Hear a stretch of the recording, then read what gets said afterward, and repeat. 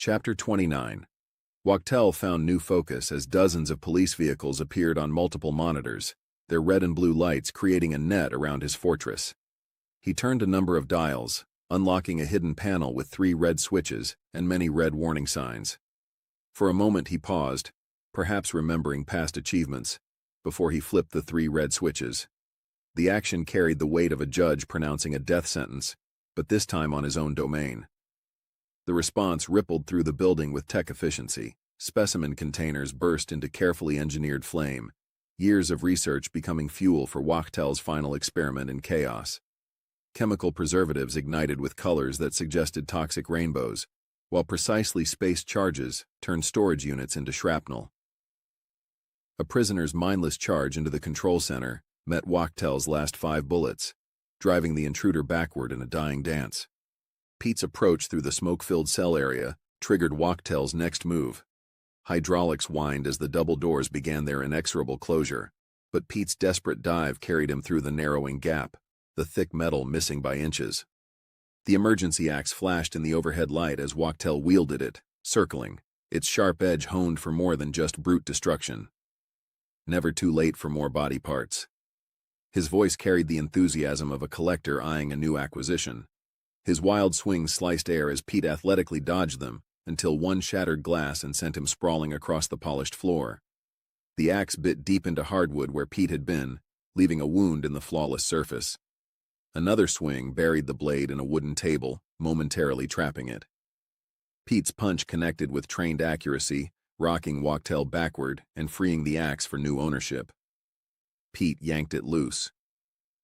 Terror finally arrived for the mad scientist as Pete advanced, emboldened by the power shift. Now, what exactly are we feeling, Doctor? The axe found its first target, a high-resolution monitor that died in a cascade of sparks, parts, and glass. Any thoughts? Memories? A mainframe followed, its death marked by sizzling circuits and the noxious smell of burned wires. Last requests? Pete's methodical destruction of Wachtell's equipment drove the scientist back against the wall, surrounded by the ruins of his life's work. Sorry, I didn't get the serial numbers. Cornered by the double doors, Wachtell's eyes searched for the palm print as Pete raised the axe overhead. Where are the files, you fucking monster? The weapon trembled with promised vengeance. The files! Wachtell's desperate lunge activated the sensor, bringing Larry through the opening doors like a guardian angel. Pete's swing at the giant ended in futility as the axe was torn from his grasp by impossible strength. Give me the axe! Wachtell snatched his weapon back, triumph returning to his voice. Go get him! Pete's attempted dodge came too late, the doors sealed like a prison sentence. He moved on, creating desperate barriers from overturned equipment as acrid smoke began filling the room. But his pursuers advanced through the debris with steadfast purpose. Keep him in front of you, Wachtell commanded. Make him come this way. Their coordinated movement forced Pete toward another doorway. His leap into the shallow closet barely escaped Wachtell's axe blow that slammed the door shut behind him. Buried under fallen lab coats, Pete reached out and gripped the doorknob, leaning back with all his strength as the axe hammered away. Wood splintered like bones snapping, admitting shafts of light. Wachtell urged his creature forward. Get him! Reach in and get him!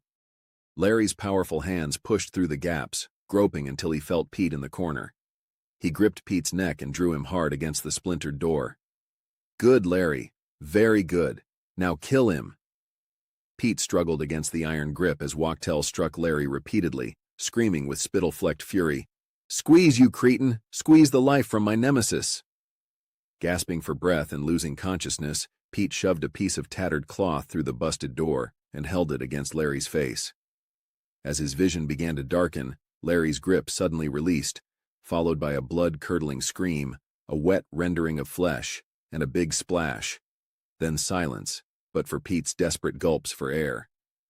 He pushed the battered door open to find Larry sitting cross-legged on the floor, humming softly, as he regarded the torn undergarment Pete had ripped from Martha. Beyond him, Wachtell's headless body lay sprawled beside the desk in a growing blood pool that reflected the flashing emergency lights. While the head floated in a large aquarium, its crazed eyes still open as tropical fish darted in and out of the frozen scream. "Charlie," Pete whispered through a raspy, raw throat, "I hope you're getting a good look at this." As the fire-driven smoke poured in from all sides, a monitor caught his attention, showing Robin's desperate situation in the human lab.